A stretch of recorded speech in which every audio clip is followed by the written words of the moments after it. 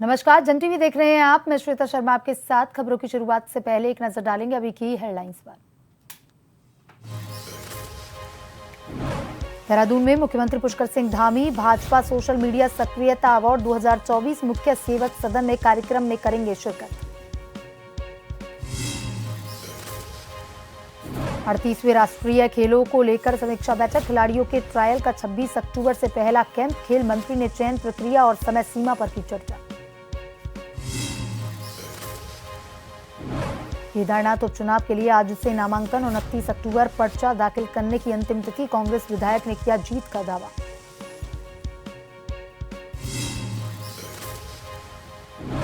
Nainital high court ने छात्र संघ चुनाव की याचिका पर सुनवाई। सरकार से 2 दिन में मांगा जवाब। कैलेंडर के मुताबिक 30 सितंबर तक कराने थे इलेक्शन। हल्द्वानी में एसओजी और पुलिस का एक्शन। 2 तस्करों को किया अरेस्ट। अवैध देशी तमंचा, बंदूक समेत 4 जिंदा कारतूस बरामद।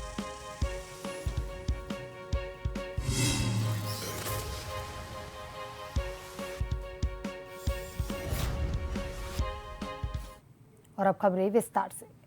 प्रदेश की खेल मंत्री रेखा आर्या ने विधानसभा स्थित सभागार कक्ष में आगामी 38वें राष्ट्रीय खेलों के आयोजन के संबंध में बैठक ली।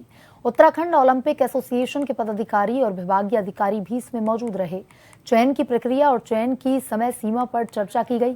साथ ही उन्होंने कहा कि खिलाड़ियों के ट्रायल को लेकर 26 अक्टूबर 2024 से पहला कैंप आयोजित किया जाएगा और स्टेट गेम्स में प्रथम, द्वितीय और तृतीय स्थान प्राप्त करने वाले खिलाड़ियों को इस कैंप में प्रतिभाग का मौका मिलेगा। उन्होंने कहा कि दूसरे कैंप को आयोजन ओपन ट्रायल के लिए किया जाएगा। प्रत्येक कैंप का आयोजन 25 दिनों के लिए किया जाएगा। इस प्रक्रिया से हम उत्कृष्ट खिलाड़ियों का चयन राष्ट्रीय खेलों के लिए कर पाएंगे।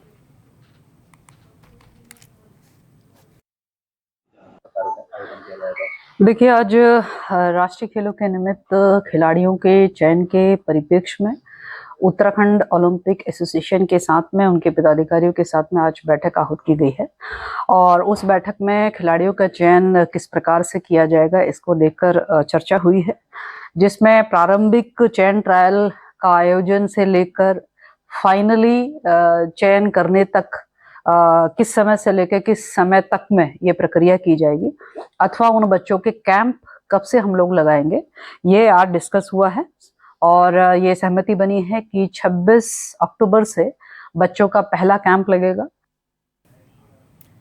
वीर चंद्र सिंह गढ़वाली सभागार सचिवालय में ग्राम्य विकास मंत्री गणेश जोशी की अध्यक्षता में उत्तराखंड राज्य रोजगार गारंटी परिषद की बैठक आयोजित की गई।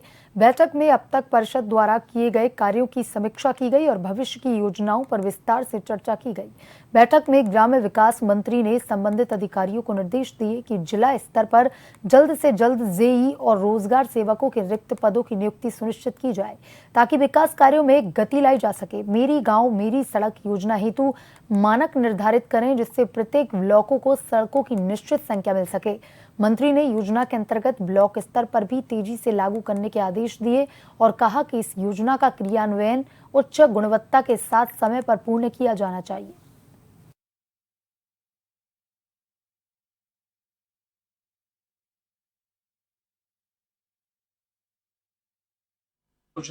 देखिए, आज राज्य रोजगार गारंटी परिषद की बैठक यहाँ पर आहूत की गई थी, जिसमें सभी विभागों के अधिकारीगण और सभी माननीय सदस्यगण यहाँ पर मौजूद थे और समीक्षा में ये पाया गया कि केंद्र सरकार की जितनी भी योजनाएं हैं उसके क्रियान्वयन में केंद्र के औसत से हमारा प्रदेश आगे चल रहा है। इसके लिए मैं अपने अधिकारियों को शुभकामनाएं देता हूं, बधाई देता हूं। वहीं जो माननीय सदस्यों के सुझाव आए, हमने उनको समाहित करते हुए निर्देशन जारी कर दिए। जैसे सुझाव आया कि हमारे जो रोजगार सेवक हैं उनके 671 पद रिक्त हैं। हमने सभी जिलों को निश्चित कर दिया है कि उनको जिले के स्तर से उनकी भर्ती की जाए ताकि ये काम शीघ्र हो सके।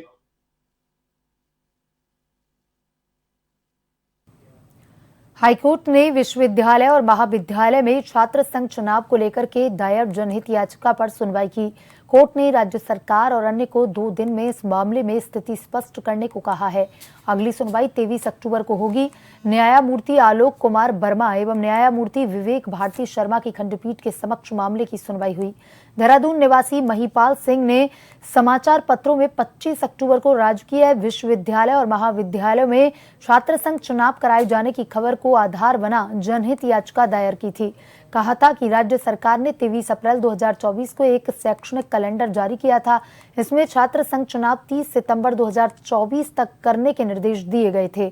इसके बावजूद विश्वविद्यालय प्रशासन ने समय पर चुनाव नहीं कराए और न ही शासन से दिशा निर्देश प्राप्त किया, जो लिंग दोह समिति की सिफारिशों का उल्लंघन है।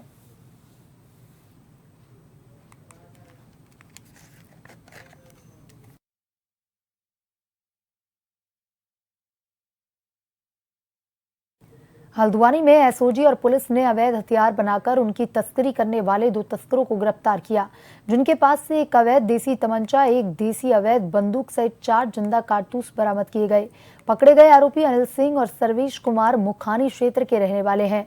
दोनों आरोपियों को पुलिस ने वावन डोर नाला वासनी रोड मुखानी से पकड़ा है। वरिष्ठ पुलिस अधीक्षक प्रहलाद नारायण मीना ने बताया कि आरोपियों के खिलाफ आर्म्स अधिनियम के तहत मुकदमा दर्ज कर अग्रिम कार्रवाई की जा रही है।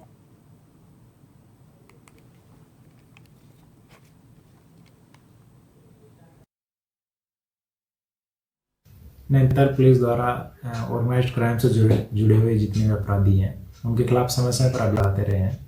इसी क्रम में हमें कुछ लोगों की एक इन्फॉर्मेशन मिली कि यहाँ पर कुछ लोग अवैध हथियार बेचने का काम करते हैं। इसमें एसओजी की टीम में, लोकल थाना पुलिस की टीम में एक्टिवेट हुई और हमारी दोनों टीमों ने कल 2 अभियुक्तों को 2 अवैध हथियारों के साथ में गिरफ्तार किया है। इनसे पूछताछ में उधम सिंह नगर और उत्तर प्रदेश के कुछ क्षेत्रों से हथियार लाना और यहाँ नैनीताल जिले में बेचना पाया गया है। इनमें से 1-2 अभियुक्त हैं, उनका कुछ पॉलिटिकल पार्टी से भी कनेक्शन जुड़ा हुआ जो है संज्ञान में है। इसमें भी जांच की जा रही है कि ये लोग किसके संरक्षण में इस तरह कार्रवाई की जा रही है। मसूरी में प्रतापनगर जन कल्याण समिति द्वारा सम्मान समारोह आयोजित हुआ। टिहरी झील में तैराकी का कीर्तिमान स्थापित करने वाले पिता पुत्रों का सम्मान हुआ। सम्मान समारोह में बतौर मुख्य अतिथि कैबिनेट मंत्री गणेश जोशी ने प्रतिभाग किया। इस अवसर पर कैबिनेट मंत्री गणेश जोशी ने जनपद टिहरी के प्रतापनगर के मोटना निवासी प्रतापनगर भाजपा के मंडल अध्यक्ष त्रिलोक सिंह रावत और उनके दोनों पुत्र ऋषभ रावत और पारस रावत को सम्मानित किया। इस मौके पर गणेश जोशी ने खेल मंत्री से फोन पर वार्ता कर तैराकी में कीर्तिमान बनाने वाले पिता पुत्रों को उत्तराखंड स्थापना दिवस और राज्य सरकार द्वारा सम्मानित करने के साथ उनको प्रोत्साहन देने की बात की है। प्रतापनगर के आदरणीय त्रिलोक सिंह रावत जी, 2 उनके पुत्र पारस और ऋषभ, जिन्होंने 9 घंटे लगातार तैरकर 18 किलोमीटर लंबे टिहरी झील को पार किया बिना लाइफ जैकेट के, अपने आप में एक कीर्तिमान है। समिति के लोगों ने अनुरोध किया है। मुझे तो बड़ा आश्चर्य हुआ कि 2021 में ये शास्त्रीय कार्य इनके द्वारा किया गया था। क्या कारण रहे कि इनको जो उचित सम्मान मिलना था नहीं मिला। मैंने भी यहीं से खेल मंत्री जी से बात की है। उसके लिए जो जरूरी कागजात हैं मैंने संबंधित आदरणीय त्रिलोक सिंह जी से कहा कि आप मुझे उपलब्ध कराएं और हमारी पूरी कोशिश होगी कि इनको एक राज्य स्तर पर उचित सम्मान मिले, क्योंकि ऐसी प्रतिभाओं को आगे आना चाहिए और इन बच्चों का भविष्य उज्जवल हो, उनको ट्रेनिंग मिले। मसूरी में एक कार्यक्रम में शिरकत करने पहुंचे कांग्रेस के प्रतापनगर के विधायक विक्रम सिंह नेगी ने प्रदेश की भाजपा सरकार पर हमला बोलते हुए कहा कि इस बार प्रदेश सरकार की गलत नीतियों के कारण केदारनाथ की यात्रा प्रभावित हुई। जिससे केदारनाथ में रोजगार व्यापार करने वाले लोगों के साथ बस और टैक्सी संचालकों को भारी नुकसान हुआ है। वह प्रदेश सरकार के कैबिनेट मंत्री और उनके सगे संबंधी सरकारी कामों को लेने के लिए वीट डाल रहे हैं, जिससे स्थानीय लोगों को रोजगार के साधन उपलब्ध नहीं हो पा रहे हैं। उत्तराखंड का निर्माण स्थानीय लोगों को विकास की मुख्य धारा से जोड़ने के साथ स्वरोजगार से जोड़ना था और पहाड़ी क्षेत्रों के विकास के साथ पहाड़ से हो रहे पलायन को रोकने का था, परंतु सरकार के मंत्री और नेता स्थानीय लोगों का रोजगार छीनने का काम कर रहे हैं।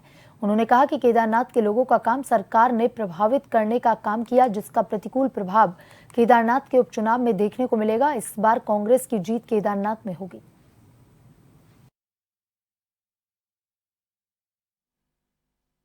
के कामों में जब कहीं बिड निकलती है, टेंडर निकलता है, तो यदि मंत्री जी या उनके संबंधी सम्मिलित होंगे तो उसमें पारदर्शिता नहीं रहेगी। भले उन्होंने उससे बैकआउट कर लिया अपने को, लेकिन ये वहाँ स्थानीय लोगों को वरीयता के आधार पर मिलना चाहिए और उनका हक है। इन्हीं उद्देश्यों को लेकर इस राज्य का भी निर्माण हुआ है और जब हम घर और गांव में रोजगार और स्वरोजगार के अवसर पैदा करेंगे तो पलायन भी रुकेगा। लेकिन हर जगह अगर बाहर से आकर वहां आदमी ये सब करेगा, मैंने तो प्राइवेट बिल के माध्यम से उत्तराखंड के पर्वतीय क्षेत्र को, कुमाऊं और गढ़वाल को संविधान की अनुसूची 5 में शामिल करने के लिए बिल पेश किया है और उस पर वक्त तो चलाए छोटे से ब्रेक का। ब्रेक के बाद वापस खबरों की तरफ रुख करेंगे।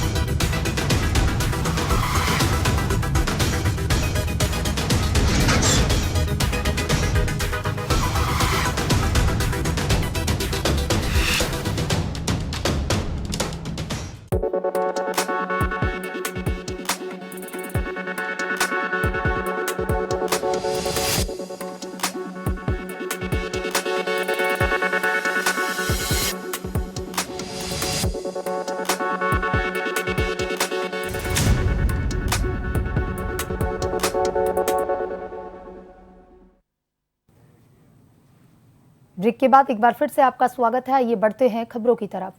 मसूरी देहरादून विकास प्राधिकरण द्वारा देहरादून में ऐसे कार्य किए जा रहे हैं जिससे देहरादून शहर के साथ साथ मसूरी और ऋषिकेश को भी और ज्यादा बेहतर और विकसित किया जा सके। इसी क्रम में देहरादून में एमडीए द्वारा एक फॉरेस्ट पार्क बनाया गया है जो 12.5 हेक्टेयर में फैला हुआ है। इस पार्क में बच्चों से लेकर बुजुर्ग तक के लिए सुविधाएं विकसित की गई हैं। खास तौर पर पार्क में बच्चों के लिए स्केटिंग रिंग, भूल भुलैया जैसी सुविधाएं हैं। मिनी पार्क में खेलने की सभी व्यवस्थाएं हैं।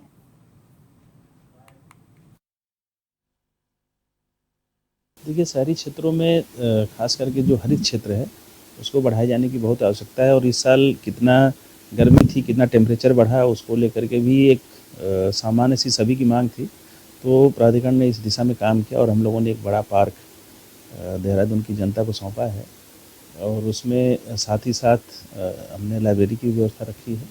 उसमें योगा सेंटर भी हम बना रहे हैं, वहाँ पर बच्चों के लिए स्केटिंग रिंग भी बनाया हुआ है, साइकिल ट्रैक भी है और अभी हम वहाँ पर बैडमिंटन हॉल का भी निर्माण कर रहे हैं। तो वहाँ पर खेल से लेकर के, योग से लेकर के और जो एक स्वस्थ मनुष्य के लिए जो आवश्यकता होती है वो सारी सुविधाएं वहाँ पर हम दे रहे हैं। रुड़की केमिस्ट एंड ड्रगिस्ट संगठन की एक बैठक रुड़की के निजी होटल में आयोजित की गई। इसमें मुख्य अतिथि के तौर पर औषधि नियंत्रक ड्रग लाइसेंस अथॉरिटी गढ़वाल मंडल सुधीर कुमार और औषधि निरीक्षक हरिद्वार अनीता भारती मौजूद रहीं। इस दौरान संगठन के पदाधिकारियों ने अतिथियों का स्वागत किया। हरिद्वार जिले की ड्रग इंस्पेक्टर अनीता भारती तेज तर्रार अफसरों में गिनी जाती हैं और नशे के खिलाफ भी उन्होंने बड़ी मुहिम चलाई हुई है। ड्रग्स इंस्पेक्टर अनीता भारती ने अपने संबोधन में उन लोगों को सख्त चेतावनी दी जो लाइसेंस की आड़ में प्रतिबंधित दवाइयां बेच रहे हैं। उन्होंने कहा कि आज वह दूसरों का जीवन खराब करने में जुटे हुए हैं, लेकिन कल उनका बच्चा भी इस नशे की चपेट में आ सकता है और उसका जीवन भी खराब हो सकता है। आज केमिस्ट्री एसोसिएशन रुड़की हरिद्वार की मेरे द्वारा बैठक ली गई है, क्योंकि लगातार फील्ड में जो है विजिट करने के बाद मुझे तो देखने को मिला है कि लोगों द्वारा जो है ड्रग एंड कॉस्मेटिक एक्ट के जो रूल्स होते हैं कि दवाइयों का स्टोरेज कैसे करना है, दवाई को कैसे डिस्ट्रीब्यूट करना है और कैसे लोगों को जो है उचित व्यवस्थाएं देनी है, उस चीज़ से थोड़ा सा वो अनजान थे। तो आज यहाँ पर सभी लोगों को जो है एक साथ बुलाकर और एक साथ मीटिंग करते हुए मैंने इन्हें समझाया कि दवाई की जो स्टोरेज होती है वो बहुत ज़रूरी होती है। जितने भी मरीज हैं उन तक दवाइयाँ अच्छी पहुँचनी चाहिए और जितनी नार्कोटिक दवाइयाँ हैं उनका जो डिस्ट्रीब्यूशन वो तरीके से हो, वो लाइफ सेविंग ड्रग्स होती हैं, उनका यूज जो है युवा जनरेशन को बिगाड़ने में ना किया जाए। हमेशा के लिए डिपार्टमेंट का सहयोगी रहता है, डिपार्टमेंट से सहयोग की अपेक्षा करता है और डिपार्टमेंट को हमेशा सहयोग करता है। हमारे मेंबरशिप के लिए जितने भी हमारे लाइसेंस होल्डर हैं, जितने भी हमारे केमिस्ट भाई के हैं, जितने हमारे केमिस्ट भाई हमारे एसोसिएशन मेंबर हैं, वो इसी तरह के कभी भी किसी चीज़ को लेके, चाहे वो नशाखोरी हो, चाहे उस चीज़ की दवा है, दवा का व्यवसाय करते हैं, एक छोटी सी गलती होती है उसके लिए भुगतान होता है। लेकिन मैं जहाँ तक मुझे 30 साल का अनुभव हो गया कारोबार करते हुए, 15 साल से आप लोगों के माध्यम से, आप लोगों के सहयोग से, सभी डिपार्टमेंट के सहयोग से और हमारी संस्था के सहयोग से मैं 15 साल से देख रहा हूँ कि डे बाय डे निरंतर सुविधा और सुधार है। लोहाघाट के जीआईसी खेल मैदान में राज्य स्तरीय फुटबॉल प्रतियोगिता चल रही है। सोमवार को केएफसी और टनकपुर स्टेडियम के बीच फाइनल मुकाबला खेला गया। इसमें हाफ के 27वें मिनट में पौड़ी के अनुराग ने शानदार गोल मारकर अपनी टीम को बढ़त दिलाई, जो अंत तक बरकरार रही। दूसरे हाफ में मुकाबला और रोमांचक हो गया। टनकपुर के खिलाड़ियों ने गोल उतारने के कई प्रयास किए पर कामयाब नहीं हो सके। पौड़ी 1-0 से जीत दर्ज कर राज्य स्तरीय फुटबॉल प्रतियोगिता की चैंपियन बनी। इस खेले में यहाँ पर जो भी फुटबॉल प्रेमी थे उनका बहुत बहुत दिल की गहराई से बहुत बहुत धन्यवाद अदा करना चाहता हूँ कि हमारे एक समय में हमारी विरासत थी लोहाघाट की फुटबॉल के, मतलब बहुत प्रसिद्धि इसने हासिल की थी और ये काफ़ी समय से लुप्त हो गए। यहाँ पर अभी हमारे कमेटी के जो हमारे फुटबॉल संघ के जिलाध्यक्ष श्रीमान ब्रजेश महरा जी और अन्य टीम के द्वारा ये सराहनीय प्रयास किया गया है, क्योंकि ये क्षेत्र की इससे शान जुड़ी हुई आज ये अंतर जनपदीय राज्य स्तरीय फुटबॉल हो रही है और हमारे इस क्षेत्र की शान जुड़ी हुई है, क्योंकि हमें इन प्रतिभाओं को या हमारे युवाओं को जो एक तरफ नशे की ओर जा रहे हैं उनको इस दिशा में लाने का एक सार्थक प्रयास किया जा रहा है। ये हमारे क्षेत्र के लिए बहुत गौरव की बात है। लोगों के जनसहयोग से ही हम इस आयोजन को करने में सफल हुए हैं और जिसमें हमारे सबसे पहले मैं धन्यवाद आप लोगों का भी देना चाहता हूं, मीडिया का देना चाहता हूं। समस्त प्रिंट मीडिया, इलेक्ट्रॉनिक मीडिया, सब लोगों का सहयोग मिला है, इसमें जन सहयोग मिला है और जनता का अपार सहयोग मिला है हमको। और बाहर की टीमें हमारे क्षेत्र का बहुत नाम लेके गई हैं, जिन्होंने हमको तारीफ में इतने शब्द कहें कि हम भी जो आज गौरवान्वित होते हैं कि हमें जन सहयोग इतना मिला है और पब्लिक का सपोर्ट इतना मिला है, हम उनके तो हमेशा ही आभारी रहेंगे। सर, हमारे इस टूर्नामेंट में प्रदेश स्तर की 8 टीमों ने प्रतिभाग किया है, जिसमें फाइनल मुकाबले में हमारी केएफसी पौड़ी और टनकपुर के बीच ये मुकाबला खेला जा रहा है और इसमें हम विजेता टीम को 50,000 रुपये कैश इनाम देंगे और उपविजेता टीम को 30,000 रुपये प्लस ट्रॉफियाँ देंगे हम। पिथौरागढ़ में हीरा देवी भट्ट विवेकानंद विद्या मंदिर इंटर कॉलेज मुनस्यारी के 5 खिलाड़ियों को अखिल भारतीय बॉक्सिंग प्रतियोगिता में स्वर्ण पदक मिला है। रिया टोलिया, माही सयाना, विक्रम दरियाल, अजय वर्मा, हिमांशु भंडारी को अलग अलग आयु वर्ग और अलग अलग भार वर्ग में स्वर्ण पदक प्राप्त हुआ है। इन 5 खिलाड़ियों का चयन school games federation of India के लिए होने से विद्यालय परिवार में खुशी का माहौल है। प्रधानाचार्य नवीन चंद्र शर्मा ने इस उपलब्धि का श्रेय जोहार क्लब की बॉक्सिंग कोच महिमा विश्वकर्मा और खिलाड़ियों के कठोर परिश्रम को दिया। हेमकुंड साहिब यात्रा निर्विघ्न और सफलतापूर्वक संपन्न होने पर हेमकुंड साहिब मैनेजमेंट ट्रस्ट ने सीएम धामी का आभार व्यक्त किया। ट्रस्ट के अध्यक्ष नरेंद्रजीत सिंह विंद्रा ने यात्रा व्यवस्थाओं को सुचारू बनाए रखने में मुख्यमंत्री धामी द्वारा समय समय पर दिए निर्देशों के प्रति भी उनका आभार व्यक्त किया। ट्रस्ट के अध्यक्ष विंद्रा ने इसके लिए बरसात के दौरान यात्रा मार्ग को त्वरित रूप से आवाजाही के लिए खोले जाने के प्रति राज्य सरकार एवं चमोली जिला प्रशासन का आभार व्यक्त किया। उन्होंने कहा है कि चारधाम सहित हेमकुंड यात्रा प्रदेश के पर्यटन की रीढ़ है। यहां आने वाले यात्रियों को आवश्यक सुविधाएं उपलब्ध होने से सुखद यात्रा का संदेश भी देश दुनिया में गया। श्री हेमकुंड साहब की यात्रा इस वर्ष 25 मई को प्रारंभ हुई थी, जिसका समापन निर्विघ्न इस वर्ष 10 अक्टूबर को हो गया है। इस वर्ष की यात्रा में राज्य सरकार, खास तौर पे यहाँ के मुख्यमंत्री श्री पुष्कर सिंह धामी जी का ट्रस्ट की ओर से मैं बहुत धन्यवाद करना चाहता हूँ कि इस यात्रा को निर्विघ्न संपन्न कराने में स्टेट गवर्नमेंट का और जिला प्रशासन का मुख्य रूप से हाथ रहा। वक्त बे वक्त पे यात्रा के टाइम पे, स्पेशली जब बरसात का मौसम होता है तो रास्ते टूटते हैं, लेकिन उन रास्तों को तुरंत ठीक करा देना और तुरंत यात्रा की आवाजाही शुरू कर देना, उसकी वजह से यात्रा पे ज़्यादा कोई प्रभाव नहीं पड़ा। उत्तराखंड पर्यटन विभाग चमोली द्वारा आयोजित साहसिक ट्रेकिंग पंचम केदार कल्पेश्वर महादेव मंदिर देवग्राम उर्गम घाटी से वंशी नारायण मेनवा खाल मनपाई वुग्याल घिया विनायक नंदीकुड़ की 120 किलोमीटर लंबी ट्रैकिंग चमोली जिले के देवाल ज्योतिर्मठ कर्णप्रयाग दशोली के युवाओं ने 5 दिनों में संपन्न की। पहले दिन 15 अक्टूबर को सभी युवा युवतियों का दल चमोली पर्यटन विभाग के सौजन्य से उर्गम घाटी के देवग्राम में पहुंचा। दूसरे दिन वंशी नारायण में रात्रि विश्राम किया।